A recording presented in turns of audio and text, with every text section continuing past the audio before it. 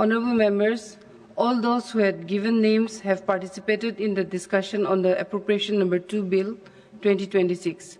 As the Business Advisory Committee had allotted time for combined discussion on this bill and Finance Bill 2026, if the House agrees, the reply may be deferred and Honourable Minister may give a combined reply after the discussion on the Finance Bill 2026. Honourable members, there are 14 permitted special mentions for today. The subject of the special mentions may be read out by the honourable members and it may be laid on the table of the House. It was decided that they will speak. They will speak. No. It was decided they will speak. Laying on the table is No laying on the table. No. last 2 hours. No. Shriman Babubhai Jessangbhai Desai.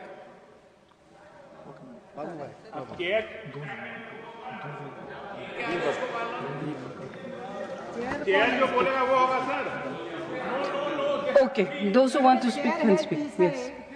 Shriman, yes. Those. Manya Adhyaksh Mahoday, Yes. my subject need to curb the misuse of artificial intelligence on social media.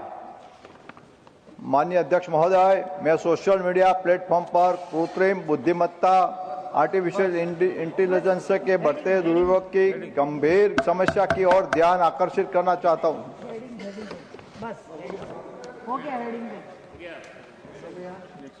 श्रीमान अखिलेश प्रसाद सिंह। धन्यवाद madam. मेरा विषय है demand for the interlinking of reverse in Bihar for irrigation in central and south Bihar. Bihar एक विडंबनापूर्ण स्थिति का सामना कर रहा है, जहां एक ही राज्य में बाढ़ और सूखे की समस्या साथ साथ मौजूद है। उत्तर बिहार में कोसी, गंडक और बागमती जैसी नदियां हर वर्ष भारी मात्रा में जल लेकर आती हैं, जबकि गंगा नदी के कारण भी बिहार के मैदानी क्षेत्रों का बड़ा हिस्सा जलमग्न हो जाता है। अनुमान है कि मानसून के दौरान बिहार से होकर प्रतिवर्ष लगभग 70 से 80 अरब घन मीटर पानी बहता है, जिसका एक बड़ा हिस्सा बिना उपयोग के गंगा के रास्ते समुद्र में चला जाता है। इसके विपरीत मध्य और दक्षिण बिहार के जिलों जैसे गया, अरवल, जहानाबाद, नवादा, जम्मू और लखीसराय में सिंचाई के साधनों का गंभीर अभाव है और यहाँ के किसान आज भी मुख्यतः वर्षा पर निर्भर करते हैं। राज्य की लगभग 94 लाख हेक्टेयर कृषि योग्य भूमि से केवल 55 से 60% क्षेत्र को ही सुनिश्चित सिंचाई उपलब्ध है। विशेषज्ञों के अनुसार यदि प्रतिवर्ष 15 से 20 अरब घन मीटर अतिरिक्त जल इन क्षेत्रों तक पहुंचाया जाए तो मध्य और दक्षिण बिहार के बड़े हिस्से में अस्थायी सिंचाई व्यवस्था स्थापित की जा सकती है। इस असंतुलन को दूर करने के लिए राज्य के भीतर नदियों को जोड़ने और नहरों के माध्यम से अतिरिक्त बाढ़ के पानी को जल अभाव वाले क्षेत्रों तक पहुंचाने की आवश्यकता है। अतः मैं सरकार से आग्रह करता हूं कि बिहार में नदियों के इंटरलिंकिंग की दिशा में ठोस कदम उठाए जाएं और इसे नेशनल रिवर लिंकिंग प्रोजेक्ट के अंतर्गत प्राथमिकता दी जाए। Thank you. श्रीमान गोला Baburao. Thank you very much, Associate Chairman Ji.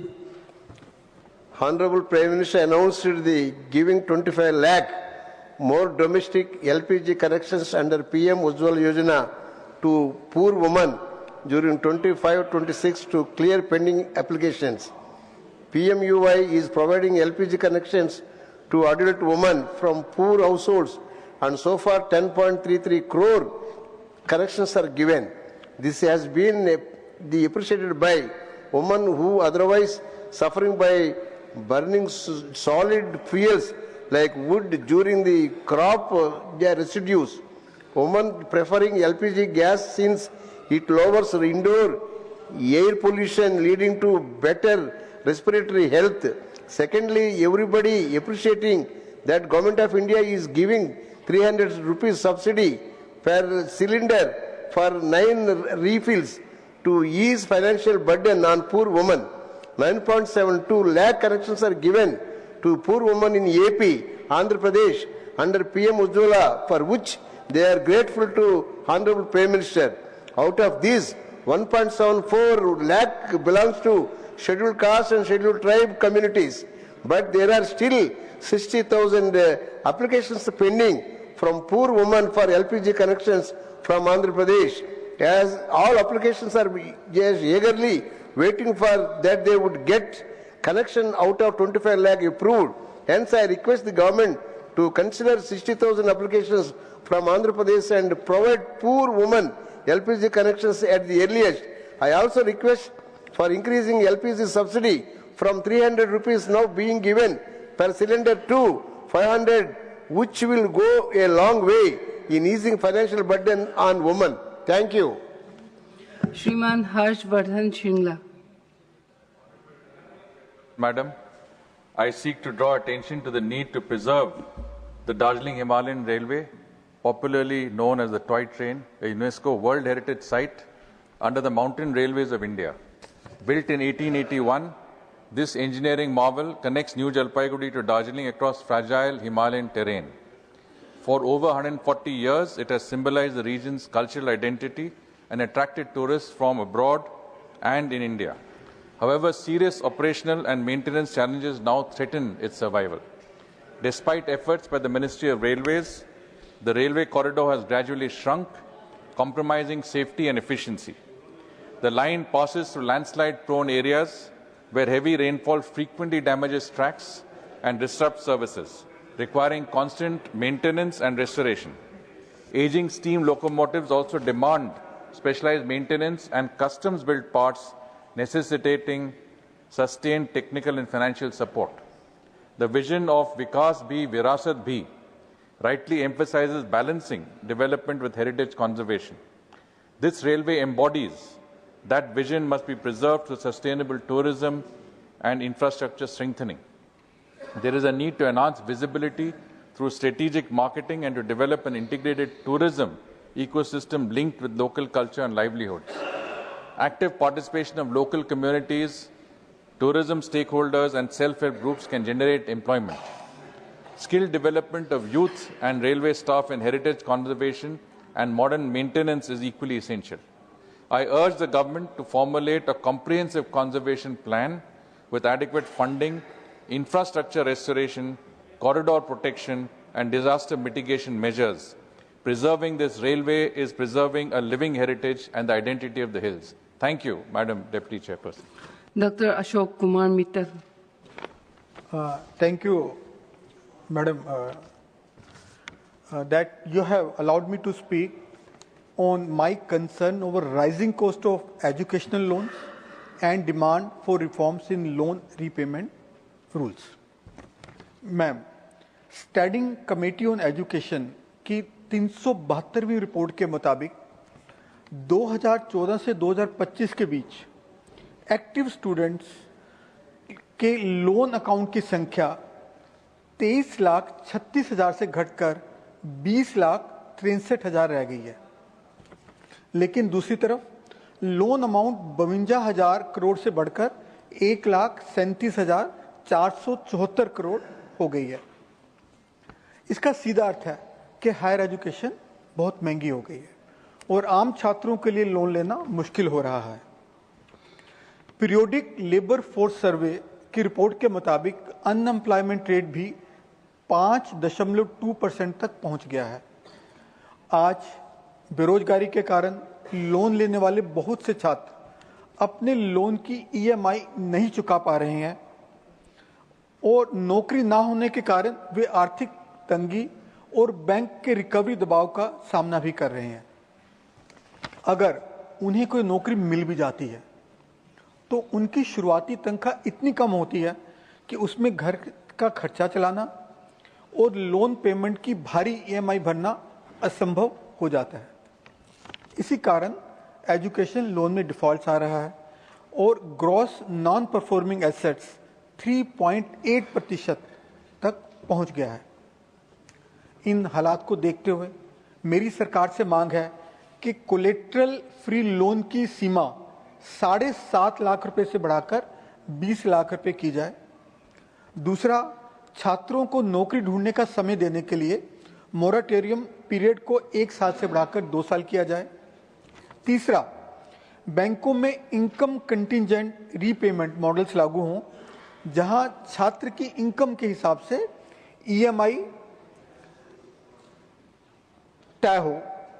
अंत में छात्रों को भारी ब्याज के बोझ से बचाने के लिए सरकार तत्काल एक इंटरेस्ट वेवर स्कीम लाए, जिसमें शिक्षा ऋण पर लगने वाले ब्याज का कम से कम 50% हिस्सा सरकार वहन करे, सरकार सहे और बाकी हिस्सा छात्र चुकाए। धन्यवाद। श्रीमती महुआ माझी। Thank you honourable ma'am. मैं झारखंड के ग्रामीण और आदिवासी बहुल क्षेत्रों से जुड़े एक महत्वपूर्ण विषय पर केंद्र सरकार का ध्यान आकर्षित करना चाहती हूं। झारखंड वन संपदा से समृद्ध है व यहाँ लाखों आदिवासी एवं वनाश्रित परिवारों की आजीविका महुआ, साल बीज, करंज, इमली, शहद, लाख और तसर जैसे लघु वनोपज पर निर्भर है। देश के कुल लाख उत्पादन का लगभग 55 से 60% उत्पादन झारखंड में होता है। तसर, सिल्क और रेशम के उत्पादन में भी झारखंड अग्रणी है। राज्य की हेमंत सोरेन सरकार ने लाख, तसर, रेशम उत्पादन से जुड़े समुदायों के सशक्तिकरण के लिए सराहनीय पहल की है। एसएचजी के माध्यम से वन उपज के संग्रहण व विपणन को बढ़ावा देना, तसर व लाख उत्पादन को प्रोत्साहित करना तथा ग्रामीण महिलाओं को आर्थिक रूप से आत्मनिर्भर बनाने के प्रयास करना। इन प्रयासों से ग्रामीण अर्थव्यवस्था को नई दिशा मिली। सबसे बड़ी चुनौती यह है कि वन उपज के प्रसंस्करण, मूल्य संवर्धन व संगठित राष्ट्रीय बाजार का अभाव है। इसके कारण आदिवासी संग्राहकों को उनकी उपज का उचित मूल्य नहीं मिल पाता और बिचौलियों को अधिक लाभ मिल जाता है। अतः मैं केंद्र सरकार से आग्रह करती हूँ कि झारखंड में राष्ट्रीय स्तर का लघु वनोपज मूल्य संवर्धन एवं अनुसंधान केंद्र स्थापित किया जाए, जहां प्रसंस्करण, पैकेजिंग, अनुसंधान तथा निर्यात की आधुनिक सुविधाएं विकसित हों। इससे आदिवासी परिवारों की आय बढ़ेगी, स्थानीय उद्योग विकसित होंगे और वोकल फॉर लोकल तथा आत्मनिर्भर भारत के लक्ष्य को भी वास्तविक लाभ और बल मिलेगा। धन्यवाद। श्रीमान लहर Singh Siroya. Thank you, Deputy Chairman, Madam. I seek to bring the attention of this House to the growing concern around underage driving in Indian cities. I would like to illustrate this issue with two incidents that took place in and around my city in Bangalore last month, that is February 2026. First, in an accident that took place on 14th February 2026 in Hoskote Taluk, just outside Bangalore, 7 lives were lost and of them 5 were minor.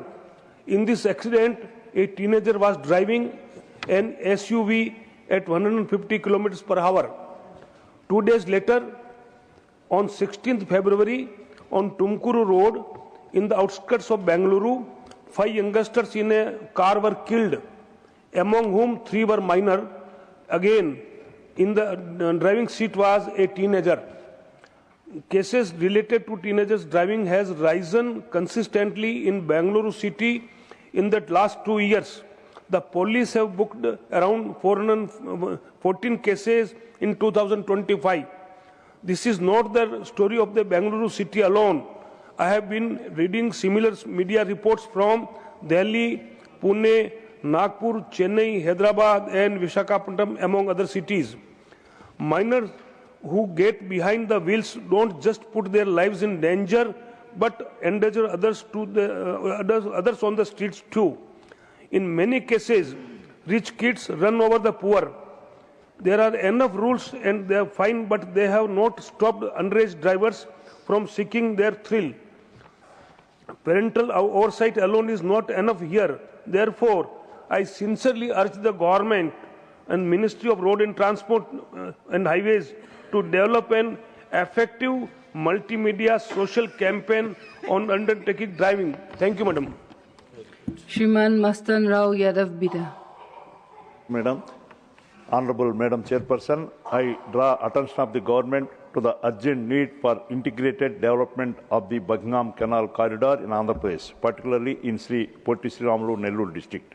Under National Waterway 4, NW4, this calls for coordinated action by the Ministry of Ports, Shipping and Waterways, Inland Waterways Authority of India, and convergence with the Sagarmala and Bharatmala programs. Bagngam Canal traverses about 257 to 258 km in Andhra Pradesh, and the Nellore stretches are less encroached and technically feasible. Official alignment studies and KML-based mapping demarcate a 60-meter waterway corridor and a 30-meter parallel road corridor, safeguarding canal boundaries while enabling planned infrastructure development. This allows simultaneous canal restoration and road development. Unlike congested urban stretches elsewhere on NW4, the Nellore corridor provides multimodal connectivity between Krishnapatnam Port and proposed Ramayapatnam Port, linking industrial hubs and hinterland areas. A combined road and waterway corridor can reduce logistics cost, decongest highways and improve industrial efficiency. It also offers scope for 5 to 6 future industrial cities, generating employment and balanced regional growth. The Union Budget 2026 and 27 reiterates emphasis on inland waterways, port-led development, multimodal logistics, and coastal infrastructure. The Buckingham Canal Corridor is a natural candidate for the convergence. I urge the government to sanction a detailed project report, that is a DPR, take up the Nellore stretch as a pilot corridor, and establish a center-state mechanism with IWAI for time-bound execution. Thank you, Madam. Dr. Shashmit Patra. Honorable Vice Chairperson, ma'am, the subject of my special mention is concern on missing Indian seafarers in international waters. I seek to highlight the case of a young cadet from Odisha who has gone missing in international waters under unexplained circumstances. At the very beginning of his career, he boarded a commercial vessel with aspirations of supporting his family and building a future. Instead, his sudden disappearance after he was last seen on board has left his family in prolonged uncertainty, with no clear answers despite search efforts and limited transparency from authorities. This is not an isolated incident. Official records reveal numerous Indian seafarers reported missing or dead under unclear conditions, with many cases still pending investigation years later. These include incidents of explosions, onboard accidents, disappearances, and even alleged negligence by ship authorities. In one case, a cadet went missing mid-voyage despite multiple onboard searches, highlighting serious gaps in monitoring and accountability. Further, official communication indicates that nearly 50 Indian seafarers have died in a single foreign region since 2014, many of them between 18 and 24 years. Several cases also point towards mental harassment, unsafe working conditions, and delays in compensation and investigation. I therefore demand time-bound international probe into seafarers' disappearance, mandatory real-time tracking, and reporting of Indian crew on all vessels, a national maritime missing persons authority, and a time-bound accountability of all pending cases. I thank you, ma'am. Srimati Seema Dwivedi. माननीय उपसभापति महोदया, मैं सरकार का ध्यान पेंशनभोगी कल्याण विभाग के कार्यालय ज्ञापन संख्या 57/5/2023 P&PWB दिनांक 3 मार्च 2023 में केंद्रीय विश्वविद्यालयों में असंगत क्रियान्वयन की ओर आकर्षित करना चाहती हूं। इस आदेश के तहत 22 दिसंबर 2003 या उसके पहले विज्ञापित पदों पर नियुक्त कर्मचारियों को पुरानी पेंशन योजना OPS का विकल्प देने का प्रावधान किया गया है। केंद्रीय विश्वविद्यालयों में पेंशन संबंधी प्रावधान सामान्यतः CCS पेंशन नियम 1972 के अनुसार UGC की स्वीकृति से लागू किए जाते हैं। इसी क्रम में वर्ष 2020 का संबंधित आदेश विश्वविद्यालयों में लागू किया गया, किंतु वर्ष 2023 के आदेश को जिसे पूर्व आदेश का विस्तार बताया गया था, बाद में व्यय विभाग के निर्देश पर यह कहते हुए वापस ले लिया गया कि यह केवल केंद्रीय सरकारी कर्मचारियों पर लागू होगा। इसके परिणाम स्वरूप केंद्रीय विश्वविद्यालयों के कर्मचारियों के साथ विषमता उत्पन्न हो गई, जबकि इसी प्रकार के लाभ कई अन्य मंत्रालयों के अधीन स्वायत्तशासी निकायों जैसे ICAR, CSIR, ICSR, PGIMER, BISEFO आदि को मिल रहे हैं। साथ ही केंद्रीय प्रशासनिक अधिकरण प्रयागराज 1 अक्टूबर 2024 तथा नई दिल्ली 27 मार्च 2025 को पीठों ने भी इस लाभ को केंद्रीय विश्वविद्यालयों के कर्मचारियों को देने का निर्देश दिया है। अतः मैं सरकार से यह आग्रह करती हूं कि इस विषय में उचित निर्णय लेकर केंद्रीय विश्वविद्यालयों के कर्मचारियों को भी 3 मार्च 2023 के आदेश का लाभ प्रदान किया जाए ताकि उत्पन्न विसंगति को दूर किया जा सके। धन्यवाद। श्रीमान Kartikeya Sharma. Thank you, Honorable Vice Chairman, ma'am. The subject is to ensure pay parity and appropriate remuneration for judges in India. I draw the attention of the government to the need to review and ensure pay parity and appropriate remuneration for judges in India. The judiciary is a cornerstone of our constitutional democracy. Judges carry the profound responsibility of safeguarding the Constitution, protecting citizens' rights, and upholding the rule of law.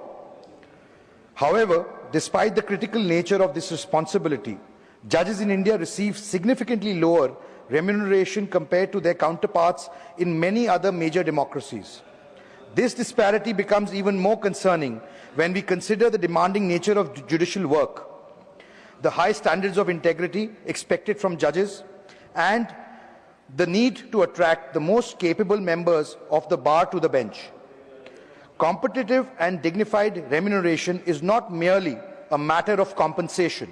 It is directly linked to judicial independence, institutional strength, and the quality of justice delivery. In recent years, concerns have also been raised about the lack of parity between judicial remuneration and the compensation structures of other high and senior public officers. Addressing this gap is essential to preserve the dignity of the institution and ensure that the judiciary continues to attract the finest legal minds.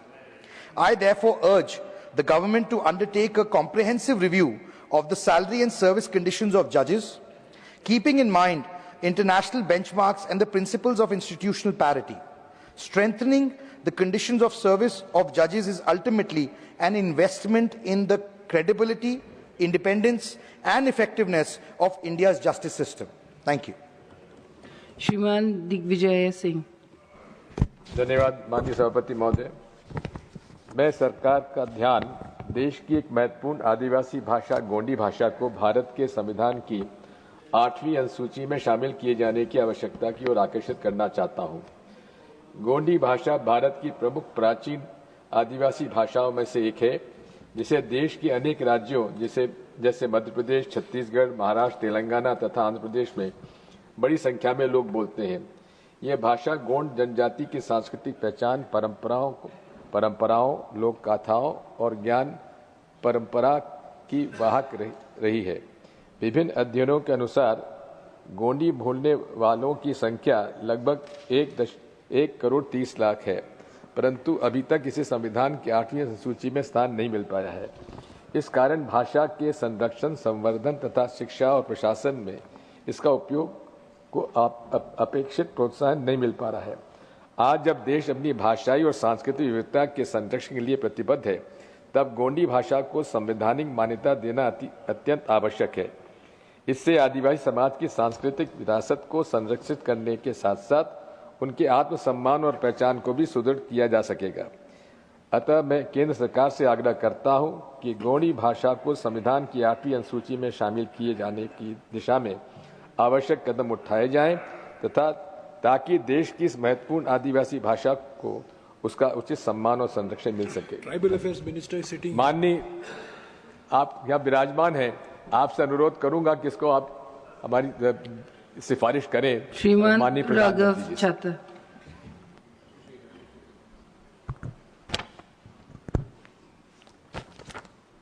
Thank you, ma'am, for permitting me to raise a matter of public importance under the special mention category. My subject is concern over impact of traffic congestion in Indian cities. सुबह शाम दिल्ली में ring road, आश्रम चौक, धौला कुआं या NH8 के Delhi Gurgaon stretch पर निकल जाइए, या बेंगलोर का सिल्क रोड जंक्शन या आउटर रिंग रोड, या कोलकाता का AJC बोस रोड या चौरंगी रोड, या मुंबई में अंधेरी या बैंड्रा से फोर्ट जाना हो या टाउन साइड जाना हो, तो आपको लगेगा कि आप रोड पर नहीं हैं, बल्कि एक लंबी पार्किंग लाइन या एक पार्किंग के लॉट में खड़े हैं। लोग कार में बैठकर ऑफिस का काम कर रहे हैं, जूम पर मीटिंग अटेंड कर रहे होते हैं, क्योंकि ट्रैफिक बिल्कुल नहीं चल रहा होता। यह सिर्फ इनकन्वीनियंस नहीं है, यह इकोनॉमिक लॉस भी है। आंकड़ों के अनुसार बेंगलुरु में एक कम्यूटर हर साल on an average 168 hours traffic में फंसा रहता, यानी कि करीब 7 पूरे दिन। दिल्ली में लगभग 104 आवर्स पर ईयर, पुणे में 152 घंटे, कोलकाता में करीब 110 घंटे, चेन्नई में करीब 100 घंटे प्रतिवर्ष और मुंबई में करीब 126 घंटे हर साल ट्रैफिक में ही निकल जाते हैं। यह सिर्फ टाइम लॉस नहीं है, यह प्रोडक्टिविटी का लॉस है, फ्यूल का वेस्टेज है, पॉल्यूशन बढ़ता है और लोगों को स्ट्रेस और फ्रस्ट्रेशन देकर उनकी क्वालिटी ऑफ लाइफ पर भी सीधा असर डाला जाता है। यह प्रॉब्लम बढ़ती जा रही है। पिछले साल देश में लगभग 2.5 करोड़ न्यू व्हीकल्स की रजिस्ट्रेशन हुई, जिसमें मैक्सिमम प्राइवेट व्हीकल्स थी। इसलिए मैं सरकार से यह मांग करता हूं कि देश के बड़े मेट्रोस के लिए एक नेशनल अर्बन डीकंजेशन मिशन बनाया जाए, जिसमें better public transport, smart traffic management system और साइंटिफिक पार्किंग पॉलिसी हो, और इसका एक फोकस्ड एक्शन प्लान तैयार किया जाए। क्योंकि अगर हमारी सिटी इस ट्रैफिक के जाम में फंसी रहेंगी तो हमारी इकोनॉमी फास्ट लेन में नहीं आ पाएगी। Thank you. Shri A.D. Singh, not present. The House stands adjourned to meet at 11 a.m. on Wednesday, the 25th March, 2026.